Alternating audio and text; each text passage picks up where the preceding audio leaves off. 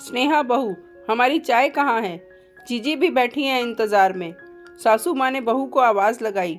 भाभी, मेरा suit press नहीं किया आपने। ननद चिल्लाई। अरे भाभी, ये क्या नाश्ता बना दिया? मुझे तो आलू के पराठे खाने थे। देवर बोला। मेरी ब्लू वाली शर्ट का बटन टूट गया है, आकर लगा दो, पतिदेव ने बुलाया।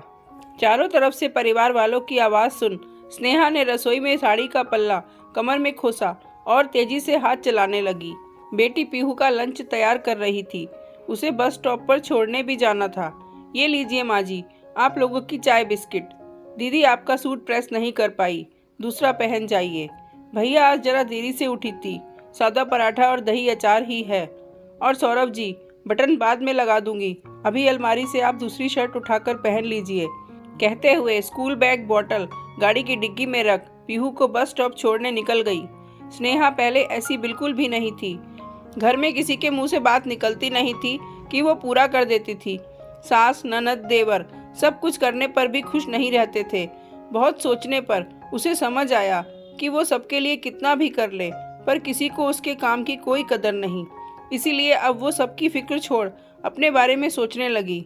सबसे प्यार करने के साथ खुद से प्यार करने लगी। जहाँ पहले दिन भर घर के कामों में लगी रहती थी, अब अपनी बेटी पीहू के साथ कुछ वक्त अपने लिए भी निकालने लगी। देखा जीजी, कैसी हवा की रफ्तार से आती है, तूफान मेल बनकर चली जाती है। ना किसी की सुनती है, ना किसी का ध्यान रखती है। हमें तो बहुत ही खराब बहू मिली है। सास विमला जी हाथ नचाते हुए अपनी ननद अनीता से बोली, जो 2 दिन पहले ही अपनी भाभी से मिलने आई हुई हैं। हाँ अनीता बुआ, भाभी तो कोई काम कर ही नहीं पाती। एक सूट प्रेस करने को बोला था, इतना भी नहीं होता। देवर गौरव भी कहाँ पीछे रहने वाला था। वो भी ठुनकते हुए बोला, पहले तो हमारी फरमाइश पर सब कुछ बना दिया करती थी, मगर अब घर में घास फूस सा खाना मिलता है। मुझे तो समझ नहीं आता, घर में रहकर आखिर ये करती क्या हैं? पति सौरभ बुनबुनाते हुए बोला, पहले तो मेरा सामान हाथों में देती थी और अब कहती है खुद ढूंढ लो। अरे ऐसी पत्नी होती है भला? मैं तो तंग आ गया हूँ। और शाम होते होते तो दुनिया भर के दर्द जाग जाते हैं मैडम के अंदर। सर दर्द, कमर दर्द, कभी पैर दर्द, कभी भी खुश नज़र नहीं आती। ऐसी शक्ल बनाकर रखती है घर में जैसे जेल खाने में कैद हो। काहे का जेल खाना बेटा, तूने तो उसे स्कूटी दिला रखी है। हवाई जहाज कभी भी उठाकर घूमने निकल जाती है महारानी। आजकल तो घर के कामों में मन नहीं लगता मैडम का।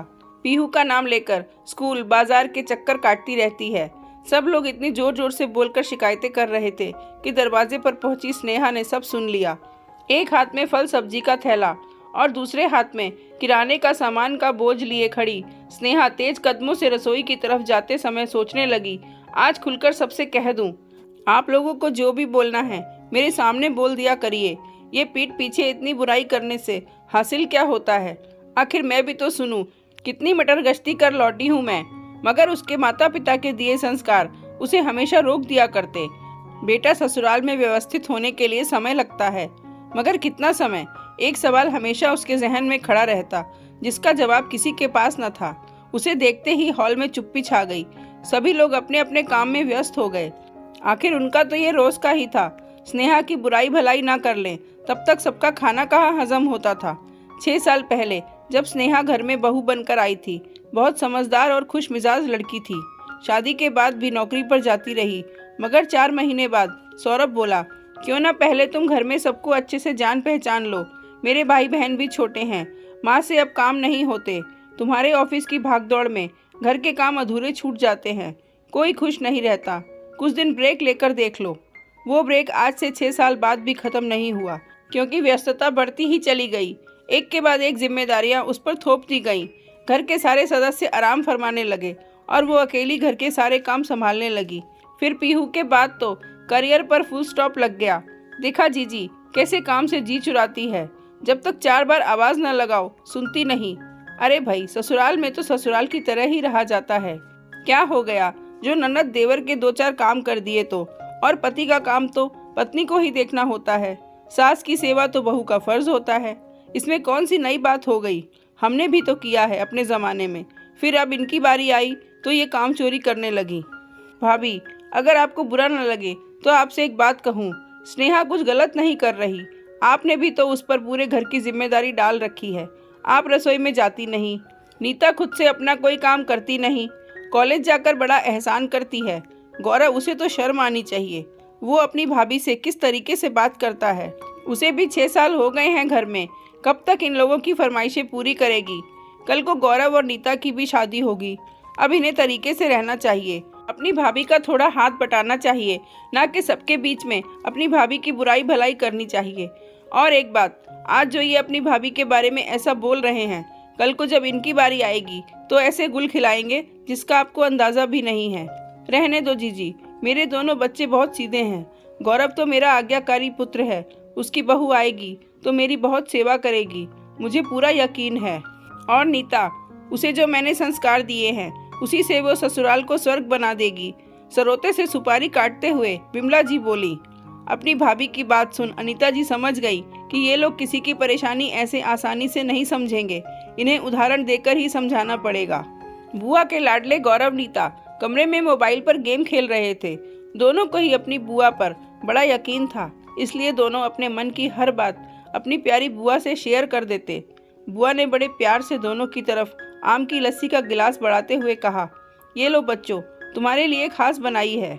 वाह बुआ, आप तो सब जानती हो, क्या मस्त लस्सी है, पीकर मज़ा आ गया। भतीजे गौरव ने हंसते हुए बोला। अच्छा गौरव बेटा, एक बात तो बता, तेरी माँ तेरे लिए लड़की ढूंढ रही है। मैं सोच रही थी स्नेहा जैसी लड़की तेरे लिए परफेक्ट रहेगी। स्नेहा का नाम सुनते ही गौरव का मुंह बन गया। क्या बात करती हो बुआ, भाभी जैसी कभी नहीं। माँ की डांट की चाबी से चलने वाली गुड़िया नहीं चाहिए, जो भैया तक का ढंग से ख्याल नहीं रख सकती, उनकी ज़रूरतें पूरी नहीं कर सकती, वो मेरी पसंद नहीं हो सकती। तो बबुआ, तुझे कैसी लड़की चाहिए? मेरी पत्नी तो एकदम स्मार्ट होगी, मैं जहाँ जाऊँ मेरे साथ वैसे रेडी होकर जाए, साड़ी वाड़ी में लिपटी ना रहे, वेस्टर्न ड्रेसेस धड़ल्ले से पहने, जॉब करे, मेरे कंधे से कंधा मिलाकर चले, अपने डिसीजन खुद ले सके, किसी की गलत बात सुनकर चुप ना रहे, गलत के लिए खड़ी हो सके, you know, bold and beautiful. यही गुण चाहिए मुझे उसमें, वही बनेगी मेरी दुल्हन। और बेटा, घर के काम कौन करेगा? और तेरी माँ की सेवा, उसका क्या? बुआ, घर के काम तो नौकरों को शोभा देते हैं, और माँ को ऐसा क्या हुआ है जो उन्हें सेवा की ज़रूरत है? सही जा रहे हो भैया, मुझे भी ऐसी ही भाभी चाहिए, ना कि स्नेहा भाभी जैसी घरेलू गंवारू, जिसे हंसने से ज़्यादा रोना आता है, दिन रात आंसू टपकाती रहती है। ठहाका मारकर दोनों भाई बहन हंस पड़े। अरे बिटिया, तू गौरव की छोड़, कल को तेरे लिए भी लड़का ढूंढ दूंगी, अच्छे घर में तेरी शादी करूंगी। तू तेरी भाभी से 2-4 गुण ले लेना, ताकि ससुराल में सुख शांति बनी रहे। क्या बुआ, किससे टिप्स ले लूं? भाभी से? पागल समझा है क्या? उनके जैसे अपनी पर्सनैलिटी खोकर इस घर के रंग में रंगने के जैसे प्रयास मुझसे तो ना हो पाएंगे। दिन भर माँ उन पर हुक्म चलाती है। अगर एक बार भी मेरी सास ने ऐसा करने का प्रयास किया, उसी दिन सूटकेस बांध मायके आ जाऊंगी, साथ में अपना पति भी खचेर लाऊंगी। बहू बनूंगी किसी घर में, किसी की जागीरदारी नहीं, जो जब चाहे मुझे चलाएगा। मैं अपने मन की मालिक हूँ, मुझे जैसा अच्छा लगेगा मैं वैसा ही करूँगी, किसी के कहे पर तो कभी नहीं चलूँगी। पर बेटा, लड़की को एडजस्ट करना ही पड़ता है। शादी सिर्फ पति पत्नी का रिश्ता नहीं होता, पूरा परिवार साथ लेकर चलना होता है। क्या बुआ, 1857 की बातें करती हो? मेरी शादी लड़के से हुई है, उसी से मतलब रखूंगी, ना कि पूरे खानदान की सेवा चाकरी करती रहूंगी।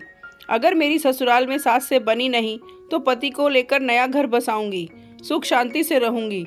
इठलाते हुए नीता बोली। बड़े ही उच्च विचार हैं बेटा तुम दोनों के। लाओ, ये खाली ग्लास मुझे दो, मैं धुलने के लिए रख देती हूँ, तुम लोग आराम से अपना वीडियो गेम खेलो। कहते हुए अनीता बुआ कमरे से बाहर आ गई। अगले दिन, भाभी आज शाम को मेरे कुछ दोस्त आ रहे हैं, प्याज की कचौड़ी और इमली की चटनी बना लीजिए। कोल्ड ड्रिंक्स मैं बाजार से ले आऊँगा। और स्नेहा भाभी, आपने 2 दिन से मेरे कपड़े नहीं धोए, कल मेरे लिए पीला वाला सूट प्रेस करके रख दीजिएगा। मैं अपनी सहेली के घर पढ़ने जा रही हूँ। गौरव भैया, आप दोस्तों को किसी और दिन बुला लेना, कल पीहू का टेस्ट है, मेरे पास समय नहीं है। और नीता दीदी, आप भी अपना सूट खुद ही प्रेस कर लीजिए, शायद मुझे देर हो जाएगी। स्नेहा की बात सुन विमला जी बोली। बहू, ये क्या बदतमीजी है, तुम्हें तो हर काम टालना होता है। गौरव के दोस्त आ रहे हैं, कुछ अच्छा तो बनाना ही पड़ेगा। नीता तुम्हारी ननद है, उसका थोड़ा काम कर दोगी तो घिस नहीं जाओगी। पास में बैठा सौरभ बोला, ऐसा भी क्या काम है, बच्चे बोल रहे हैं तो कर दो। अपने पति की बात सुन स्नेहा बेबस सी खड़ी ही थी कि अनीता बुआ बोली, तुम सब लोगों को शर्म नहीं आती, अपना सारा काम स्नेहा पर थोप देते हो। अरे उसे अपना और अपने बच्चे का भी तो ख्याल रखना है, क्या वो सारा दिन तुम लोगों की गुलामी करती रहे। और सौरभ, क्या बच्चे बच्चे लगा रखा है, तेरे भाई बहन छोटे बच्चे नहीं हैं, बड़े हो गए हैं, अब उन्हें अपनी जिम्मेदारी स्वयं उठानी चाहिए। तब सौरभ बोला, बुआ जी, ये घर की बहू जो भी काम करती है वो गुलामी नहीं होती, आखिर ये घर उसका भी है, काम तो करना ही पड़ेगा। बेटा सौरभ, कहीं ना कहीं स्नेहा की ऐसी हालत के जिम्मेदार तुम हो, तुमने कभी उसे इज्जत दी ही नहीं, इसलिए घर वाले भी उसकी कद्र नहीं करते। वैसे भी ससुराल में पति से ही पत्नी की कदर होती है, पति कद्र करता तो ये कभी ना होता। अच्छा चलो, आज तुम्हारा एक वहम मिटाती हूँ, जो तुम अपनी पत्नी से इतना एक्सपेक्ट करते हो मगर कभी अपने भाई बहन और माँ को गलत नहीं समझते। लो सुन लो। बुआ जी फोन में हुई रिकॉर्डिंग चालू कर देती हैं। उनके गौरव और नीता के बीच हुई सारी बातें सबके सामने आ जाती हैं। फोन की रिकॉर्डिंग सुन गौरव और नीता के होश उड़ गए, दोनों एक दूसरे का मुंह देख ही रहे थे। अनीता जी बोली, भाभी, आपने अपनी एक बहू से इतनी उम्मीदें लगा रखी हैं कि वो पूरे घर को अपने कंधों पर उठा ले, मगर आप जानती हैं आपका छोटा बेटा और आपकी बेटी कितने उच्च विचार रखते हैं। गौरव बहू लाएगा तो अपने लिए, नीता के ससुराल में पटेगी तो रहेगी, वरना वो अलग हो जाएगी। अब जरा सोचो कौन अच्छा है और कौन बुरा। ये जो तुम्हारी स्नेहा बहू 6 साल से तुम लोगों को सहन कर रही है, अब बताओ ये गलत है या तुम। अब किसी के पास बोलने को कुछ नहीं था। तब सौरभ को अपनी गलती का एहसास हुआ और वो बोला, मैं ही तुम्हारा गुनहगार हूँ। जब पति होकर मैंने ही तुम्हें मान सम्मान नहीं दिया तो फिर मेरे छोटे भाई बहन कैसे देते। जिन लोगों के लिए मैंने तुम्हारी खुशियाँ और नौकरी दांव पर लगा दी, आज वो तुम्हें सिर्फ एक काम वाला समझकर काम निकालते हैं, तुम पर हुक्म चलाते हैं। मुझे बड़ा होने के नाते इन दोनों को समझाना चाहिए था कि भाभी समय पर तुम्हारा सहयोग देने के लिए है, ना कि सारा समय तुम्हारी गुलामी करने के लिए। अब से गौरव और नीता अपना सारा काम खुद करेंगे, साथ में तुम्हारा हाथ बाजार के कामों में बटाएंगे, क्योंकि जल्द ही तुम अपनी नौकरी दोबारा शुरू करोगी। पीहू को देखने की जिम्मेदारी मेरी और माँ की होगी। ये सब सुनकर स्नेहा मन ही मन अनीता बुआ को आभार प्रकट करती है।